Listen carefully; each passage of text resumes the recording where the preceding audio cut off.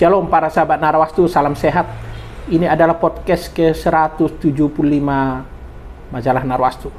Kali ini kami mengundang seorang tokoh nasionalis, juga seorang sintua di gereja di HKI, yaitu Bapak Sintua Insinyur L. Frans Golkari Silalahi.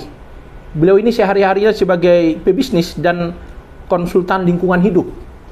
Ini banyak jabatannya. Saat ini beliau dipercaya sebagai sintua di gereja HKI Cililitan, Jakarta Timur.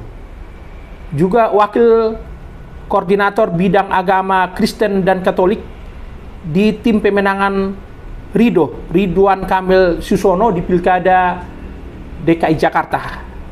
Juga sebagai anggota tim pemenangan Partai Golkar DKI Jakarta. Beliau juga di DPD Golkar DKI sebagai Wakil Ketua Bidang Pengabdian Masyarakat. Di Dewan Pimpinan Daerah Soksi ke-8, Soksi 8, DKI Jakarta dipercaya sebagai Wakil Ketua Dewan Penasehat. Juga anggota Ikatan Alumni ILUNI Fakultas Teknik Universitas Indonesia Jakarta. Dan saat ini dipercaya juga sebagai Ketua Harian Persaudaraan Silalahi Raja Boru Bere se-Indonesia. Jadi beliau ini setiap harinya begitu aktif. Tapi dalam kesempatan ini kita persempit perbincangan kita nanti. Kita bicara tentang Pilkada DKI Jakarta yang begitu ramai dibicarakan publik masyarakat di DKI Jakarta. Kita akan sapa beliau. Shalom Bang L. Frans. Shalom Pak Munte. Salam sehat Bang ya. Amin. Ya, terima kasih Bang ya sudah berkenan berkunjung ke kantor kita ini. Terima kasih ya. juga.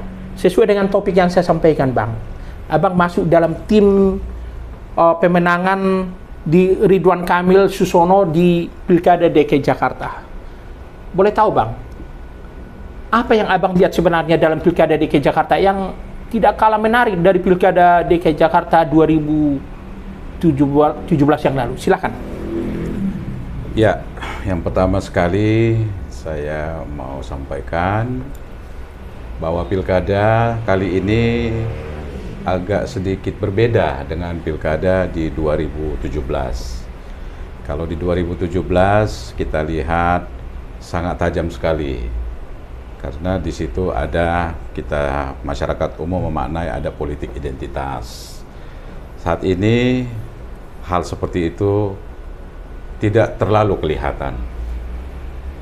Dengan 3 kandidat, Pak R. Kasus, Pak Ridwan Kamil Susono, Pak Parengkun dengan pasangannya, demikian juga dengan Pak Pramono Rano Karno.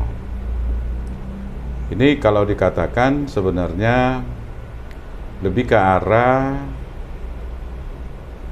kompetisi yang boleh dikatakan semua ini, 3 pasangan ini mungkin lebih warnanya warna nasionalis. Meskipun secara lugas, secara khusus pasangan Ridwan Kamil Susono boleh kita katakan lebih nasionalis religius. Tetapi kalau dikatakan seperti apa kita melihat, tentu kami melihat bahwa pasangan Ridwan Kamil Susono secara fakta sudah memiliki latar belakang, pengalaman, track record di dalam memimpin sebagai kepala daerah, baik secara tingkat khususnya Pak Ridwan Kamil. Beliau adalah 1 periode memimpin kota Bandung dan 1 periode memimpin provinsi Jawa Barat. 1 periode dia memimpin 2 juta orang dan 1 periode dia memimpin 50 juta. Sekarang dia akan memimpin masyarakat DKI yang kurang lebih sekitar 12 sampai 13 juta. Tentu diperlukan tokoh atau profil yang punya kapasitas, punya kapabilitas dan punya track record dibandingkan 2 kandidat lainnya. Pak Ridwan Kamil mungkin boleh dikatakan mewakili, walaupun katakanlah, kan beliau ini boleh dikatakan masih relatif muda, 50-an. Dia bersanding dengan kelompok yang jauh lebih tua, yaitu Pak Suswono. Mereka berdua sama-sama pernah menjadi pejabat negara. Pak Suswono kita tahu mantan menteri di era Pak SBY. Jadi artinya mereka sudah sangat memahami. Secara khusus lagi terkait dengan Jakarta, di program atau di visi misinya Pak Ridwan Kamil Suswono jelas tagline-nya adalah Jakarta Baru, Jakarta Maju. Kenapa Jakarta Baru? Karena pasca Jakarta tidak lagi menjadi ibu kota, maka dia akan bertransformasi menjadi sebuah kota yang baru, menjadi status yang baru. Meskipun keistimewaan yang lain masih tetap menjadi pusat budaya, pusat keuangan dan bisnis, pusat pendidikan dan lain sebagainya. Tetapi keistimewaan sebagai ibu kota negara tentu sudah berpindah ketika keluarnya Undang-Undang IKN. Tentunya dengan Jakarta Baru menuju Jakarta Maju, karena beliau 7 tahun di luar. Beliau latar belakang beliau adalah sebagai arsitek. Beliau, kalau saya mungkin bisa dikoreksi, ditunjuk sebagai kurator IKN. Artinya beliau ikut membedah beberapa kota-kota global yang ada di luar negeri. Dengan pengalaman tersebut, beliau tahu persis apa yang harus dilakukan terkait dengan kebutuhan masyarakat di DKI Jakarta, dinamika keterbatasan, dan beliau sangat memahami mau seperti apa Jakarta ini akan ditreatment berikutnya supaya dia menjadi kota global. Jadi dengan demikian, kalau harus saya katakan, Jakarta harus dipimpin oleh pribadi yang sudah pernah punya pengalaman memimpin daerah yang lebih kurang dengan tingkat jumlah penduduk yang mungkin kurang lebih sama atau lebih besar dari yang ada di kota Jakarta. Meskipun secara keragaman jauh lebih beragam yang ada di Jakarta dibandingkan katakanlah ketika beliau ada di Jawa Barat. Tetapi saya pikir itu sudah lebih dari cukup sebagai modal buat beliau ketika nantinya rakyat DKI Jakarta memberikan amanah bagi beliau. Saya pikir itu yang bisa saya sampaikan sementara. Bang Elfrans, beberapa waktu yang lalu kami baca di media dan kami dengar juga info abang yang menggagas pertemuan itu ya, pertemuan Ridwan Kamil dengan pendeta-pendeta yang tergabung di distrik 8 HKBP DKI Jakarta ya. Mungkin bisa diceritakan apa yang dibicarakan di situ? Baik. Pada saat itu memang ada segelintir berita, dan saya kira berita itu dipelintir bahwa di satu waktu, di satu tempat, tentunya Pak Ridwan Kamil di tengah-tengah masyarakat yang saudara-saudara kita yang muslim, tentu dia harus bicara kontekstual. Tetapi bicara tentang kontekstual tersebut ternyata dipelintir. Pemelintirannya seperti ini. Beliau mengatakan bahwa ada sebuah program namanya Maghrib Mengaji, itu dipelintir seolah-olah bahwa beliau ini adalah pemimpin satu umat saja. Jadi saya katakan, Pak Ridwan, Bapak perlu ketemu dengan tokoh Kristen. Abang yang menyampaikan langsung? Saya yang mengambil inisiatif. Karena ini harus di-counter, tidak bisa tidak. Jadi untuk meng-counter itu kita bicara dengan umat dalam kata kutip yang juga merupakan penduduk atau warga DKI, supaya terbantahkan pernyataan bahwa Bapak menjadi hanya pemimpin bagi satu umat saja. Saya bilang, saya akan bawa Bapak bertemu dengan salah satu pemimpin gereja suku terbesar di Indonesia dan di Jakarta, yaitu gereja HKBP. Berkenan nggak Bapak saya fasilitasi untuk ketemu dengan Pareses HKBP Distrik 8 DKI Jakarta? Beliau sampai merespon, saya sangat penting untuk bertemu sama beliau. Akhirnya singkat cerita, ya saya fasilitasi, terjadilah pertemuan tersebut di tanggal 11 Oktober di gedung Sopo Marpikir, kantor Preses HKBP Distrik 8 DKI Jakarta. Dalam pembicaraan tersebut, bahkan beliau berdua melakukan konferensi pers pada saat acara doorstop setelah selesai pertemuan. Di dalam pertemuan tersebut ada tentunya harapan-harapan. Tentu harapan yang pertama adalah Pak Reses mengapresiasi Pak Ridwan Kamil mau berinteraksi, mau datang ke tengah-tengah masyarakat umat HKBP. Tentu karena kita anggap Pak Reses adalah representasi dari jemaat HKBP. Mau datang dan berinteraksi, bersosialisasi. Bahkan di situ beliau juga istilahnya menampung aspirasi.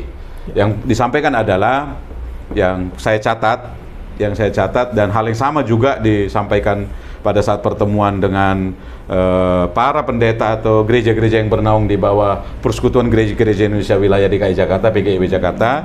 Namun secara khusus pada saat pertemuan dengan Pak Reses disampaikan sekiranya nanti Pak Ridwan mendapat amanah menjadi Gubernur DKI Jakarta periode 2024-2029, diharapkan beliau membuka kesempatan bagi sekolah-sekolah umum untuk memfasilitasi adanya guru-guru Kristen. Karena selama ini sekolah umum itu seringkali ketika untuk memperoleh nilai bagi anak-anak sekolah harus ke gereja-gereja.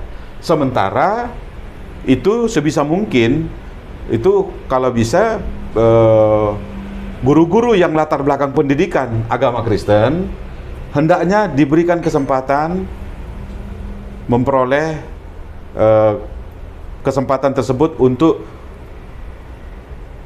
ambil bagian di dalam kegiatan belajar mengajar di sekolah-sekolah umum.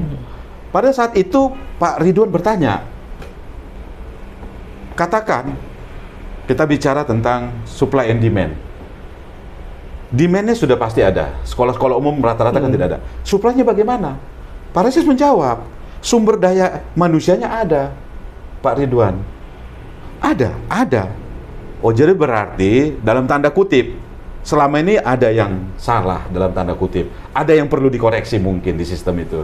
Jadi diharapkan ke depannya kalau beliau ada, maka nantinya sekolah-sekolah umum memiliki guru-guru sekolah, memiliki guru-guru agama yang berlatar belakang pendidikan agama Kristen. Salah satu yang di-quote oleh Pak Reses. Demikian juga terkait dengan pembinaan, ini responnya dari Pak Ridwan Kamil, beliau akan memberlakukan sama. Contoh kalau ada program memberangkatkan mubalik atau marbot, itu bagi yang saudara-saudara kita yang muslim umroh, maka dia bilang saya akan adil tapi secara proporsional. Maka saya juga akan melakukan program yang sama kepada warga Kristiani. Apakah pendeta, apakah penatua, ataukah koster, nanti tergantung gerejanya. Saya akan berangkatkan dengan kuota tertentu. Kemana? Beliau bertanya, kalau muslim kan tanah sucinya Mekah. Kalau Pak Reses, kalau Kristen itu tanah suci mana? Pak Reses bilang, sebenarnya kalau di pemahaman iman orang Kristen, tanah suci itu di Yerusalem Baru, Pak Ridwan. Tapi kalau kami, istilahnya kalau kami berziarah, secara istilahnya wisata rohani, biasanya kami ke Yerusalem. Kalau begitu, saya akan memberangkatkan nantinya, apakah pendeta atau pekerja gereja atau koster ke Yerusalem. Biaya negara, Pemda. Nanti akan ada alokasinya. Seperti itu. Demikian juga dengan pembinaan guru-guru sekolah minggu, anak-anak sekolah minggu. Demikian juga dengan nantinya mungkin yang selama ini kita tahu ada BOTI, biaya operasional tempat ibadah. Mungkin nanti di programnya beliau menjadi BORI, biaya operasional rumah ibadah. Mungkin nanti besarannya bisa jadi akan ditingkatkan.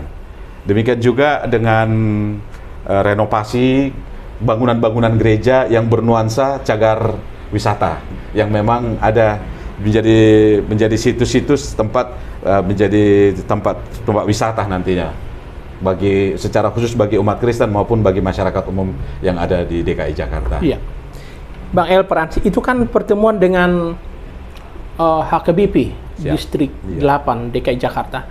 Nah, saya dengar juga waktu itu ada pertemuan dengan PGI Wilayah DKI Jakarta. Gimana itu? Baik, jadi setelah itu saya katakan begini, Pak Gubernur, Bapak sudah bertemu dengan pemimpin gereja suku terbesar. Calon gubernur. Maaf, saya koreksi. Kalau istilah kami di tim pemenangan, saya lupa. kalau di tim pemenangan kami pakai istilah tersebut. Saya bilang, Pak Ridwan, Bapak sudah ketemu dengan salah satu pemimpin gereja suku terbesar. Sekarang Bapak harus ketemu dengan pemimpin aras terbesar. Karena di kita ini ada 8 aras. Salah satunya yang terbesar itu adalah PGI. Tentu saya harus bicara kewilayahan. Bapak harus ketemu dengan pemimpin PGIW, wilayah DKI Jakarta. Saya bilang tolong diaturkan. Akhirnya terjadilah pertemuan tersebut tepatnya pada tanggal 31 Oktober kemarin, minggu yang lalu. Jadi pertemuan dengan kedua gereja itu dalam 1 bulan ya? Dalam 1 bulan. Jadi dihadiri oleh lebih kurang 100 pendeta dari latar belakang 72 sinode dan denominasi. Boleh tahu Bang, apa yang waktu itu dibicarakan, yang Abang catat? Yang saya catat, Pak Gubernur menjanjikan, karena pada saat itu hampir sama temanya yang disampaikan pendeta, adanya dalam tanda kutip kepedulian negara terhadap kaum Kristiani. Tadi program-program tadi, Pak Gubernur, Pak Ridwan Kamil juga menjanjikan, saya akan berlaku adil, sebagai pemimpin itu harus adil. Adil harus tentunya proporsional, kan begitu.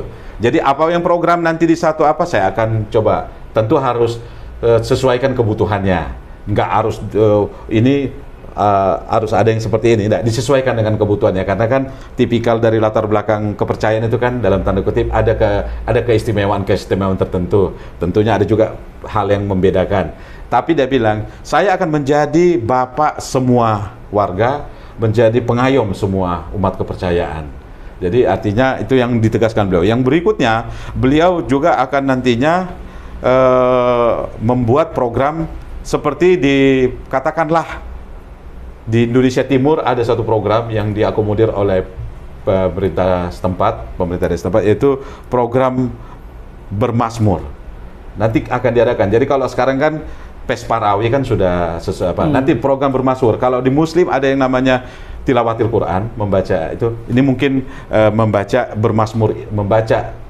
bermazmur indah, lebih kurang itu nanti.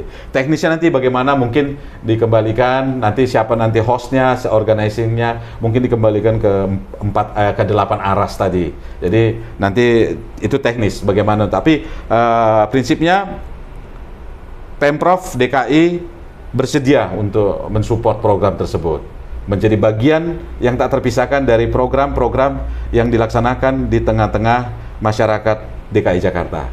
Yang kedua adalah adanya insentif bagi guru-guru sekolah minggu atau pelayan-pelayan anak. Tentunya akan dilakukan, akan diakomodir tergantung nanti seperti apa terkait dengan kuota dan anggarannya. Yang berikutnya adalah pemenuhan kuota guru-guru agama Kristen di sekolah-sekolah negeri. Yang berikutnya insentif bagi para koster atau penjaga gereja. Baru yang tadi ada BORI yang perlu nanti akan disesuaikan kembali besarannya. Terus yang berikutnya renovasi bangunan-bangunan gereja yang memiliki nilai sejarah atau cagar budaya. Dan yang berikut ada usulan membangun fasilitas bagi pendeta-pendeta di lahan yang dimiliki oleh PGI. Konsepnya mungkin secara bangunan bukan secara horizontal tapi vertikal, semacam rumah susun gitu. Tapi fasilitas buat hamba Tuhan, pendeta. Dan yang terakhir adalah tadi sejarah ke Tanah Suci bagi para pendeta ataupun pekerja gereja ataupun koster. Jadi ada 8 poin yang kemarin disampaikan di tengah-tengah pertemuan dengan para pendeta di PGI wilayah DKI Jakarta. Iya. Sebelum kita tapping ini tadi, Abang juga menyinggung tentang kepedulian seorang Ridwan Kamil waktu membela umat Kristiani waktu acara Natal pada Desember 2016. Oh iya. Apa itu Bang? Bisa Abang ceritakan? Ya begini, saya juga diceritakan oleh beliau dan hal tersebut juga disuarakan beliau pada saat pertemuan dengan Pareses, HKBP, demikian juga di waktu di PGIW. Jadi memang 2016 itu ada sekelompok warga Kristen, katakanlah umat Kristen, mau melakukan KKR di gedung Sate kalau saya tidak salah di Bandung. Beliau pada saat itu masih wali kota. Gubernurnya kebetulan kalau nggak salah Ahmad Herawan ya, kalau saya tidak salah, yang dari PKS ya. Ada sekelompok masyarakat yang melakukan provokasi, intimidasi dan membubarkan acara tersebut, acara KKR tersebut. Akhirnya sampailah kebetulan beliau sebagai wali kota ada kunjungan dinas ke luar negeri. beliau dapat laporan. Akhirnya beliau percepat kepulangan dari luar negeri. Dan beliau temuin pemimpin daripada umat Kristiani yang melakukan kegiatan tersebut. Disampaikan begini, Bapak Pendeta, silakan adakan acara itu kembali kalau memungkinkan persis waktu Natal. Itu kalau tidak salah kejadiannya 2 minggu sebelum Natal. Persis pada Natal. Saya pastikan saya akan hadir. Saya pastikan acara itu akan berlangsung. Dan beliau masuk. Beliau hadir, masuk di dalam gereja, mengikuti KKR tersebut. Dan bersama dengan beliau ada didampingi oleh Pangdam dan Kapolda. Dan dikawal oleh lebih kurang 2.500 pasukan gabungan TNI Polri. Jadi artinya yang saya mau katakan, itulah komitmen beliau. Beliau mengatakan, aneh saja bagi saya, ini saya quote omongan beliau, aneh saja bagi saya, kok orang mau menyembah Tuhan, orang mau dekat sama Tuhan, kok diganggu? Aneh bagi saya, itu dia bilang. Jadi kalau saya nanti jadi pemimpin, hal yang seperti itu tidak boleh. Negara, Undang-Undang Dasar jelas menyatakan pasal 28 bahwa setiap warga negara bebas melakukan kewajiban agamanya dan tidak boleh diganggu. Dan beliau mengatakan satu-satunya calon paslon di pilkada sekarang, saya mengquote kembali kata-kata beliau, yang menuliskan di visi misinya tentang terkait secara khusus Pancasila dari sila pertama sampai sila kelima, itu adalah Pak Ridwan Kamil dan Pak Suswono. Itu ya. Ya, itu jelas. Jadi kalau bicara tentang orang mau beribadah, saya kembalikan. Kenapa orang mau beribadah? Saya kembalikan. Kita negara Pancasila. Lihat, kembali ke nilai sila pertama. Kalau ada ketidakadilan, lihat kepada sila kelima. Kalau ada dalam tanda kutip konflik, mari kita lihat sila keempat, musyawarah untuk mufakat. Jadi beliau luar biasa kalau saya katakan. Bagaimana beliau mengejawantahkan nilai-nilai yang ada di dalam butir-butir kelima Pancasila ke dalam program visi misi yang beliau sampaikan kepada masyarakat umum setiap kali beliau berinteraksi, bersosialisasi di tengah-tengah masyarakat. Secara khusus pada kaum Kristiani, tadi saya sudah sampaikan, ada lebih kurang ada 8 poin yang beliau janjikan, yang nantinya ya saya berharap saya juga akan memastikan janji tersebut terpenuhi, dan saya akan menjembatani kepada pemimpin-pemimpin agama, pemimpin-pemimpin gereja, komunitas-komunitas Kristiani, bahwa apa yang dijanjikan oleh beliau terpenuhi dan dipenuhi. Dan disitulah mungkin nanti peranan saya untuk mendampingi beliau. Gitu ya. Bang Elprans, kita tinggal menghitung hari ya. Siap. Rabu 27 November 2024, warga DKI Jakarta akan menggunakan hak pilih. Sebagai seorang tim pemenangan di Ridwan Kamil Suswono dan juga sebagai seorang jemaat Kristiani ya, ada yang abang mau sampaikan kepada para sahabat Narwastu yang menonton siaran kita ini? Silakan. Pada saudara-saudaraku umat Kristen yang ada di DKI Jakarta, saya menghimbau, gunakanlah hak pilih kita. Jangan kita ada suara-suara dari sekelompok untuk dalam tanda kutip menghimbau untuk tidak menggunakan hak pilih atau golongan golput atau memilih sekaligus 3. Ada suara-suara tersebut. Saya pikir kita warga Kristiani, umat Kristiani yang bertanggung jawab sebagai warga negara Indonesia, gunakanlah. Karena masalah memilih itu masalah nurani, itu masalah di tempat suara. Tapi saya harus katakan, Ridwan Kamil Suswono, kalau saya katakan, beliau punya kapasitas, beliau punya kapabilitas, dan punya track record. Saya harus katakan juga bahwa beliau punya kepedulian, bapak bagi semua umat, pemimpin mengayomi bagi semua umat. Dan saya sudah menyaksikan sendiri ketika saya mendampingi beliau masuk ke lingkungan, masuk ke kelompok-kelompok warga Kristiani, baik bertemu dengan para pemimpin gereja maupun dengan berinteraksi dengan jemaat-jemaat gereja. Saya lihat bahwa beliau sangat cair sekali. Sangat cair sekali. Beliau memiliki visi misi bahwa ke depannya, bahwa yang namanya kesejahteraan sebagai seorang pemimpin mengedepankan keadilan. Itu kenapa beliau selalu berprinsip Pancasila itu sesuatu harga mati, tidak bisa tolerir. Artinya saya pikir Mari kita gunakan hak pilih kita, mari kita pemimpin sesuai hati nurani kita. Saya tidak katakan, karena saya juga memahami, tentu masalah preferensi pasti di situ menjadi ada, kita mungkin memiliki persepsi yang berbeda. Tapi sebagai warga negara yang baik dan warga Kristen yang baik, gunakan hak pilih. Jangan tidak memilih. Jangan ikut golongan putih, jangan juga ikut memilih yang katakan pilih ketiga-tiganya, karena tidak ada nanti suara yang dihasilkan. Karena warga Kristiani adalah warga yang bertanggung jawab. Alkitab mengatakan seperti itu. Ketika kita memilih pemimpin, maka pemimpin itu harus kita dukung sepenuhnya. Karena Alkitab mengatakan pemimpin adalah wakil Tuhan.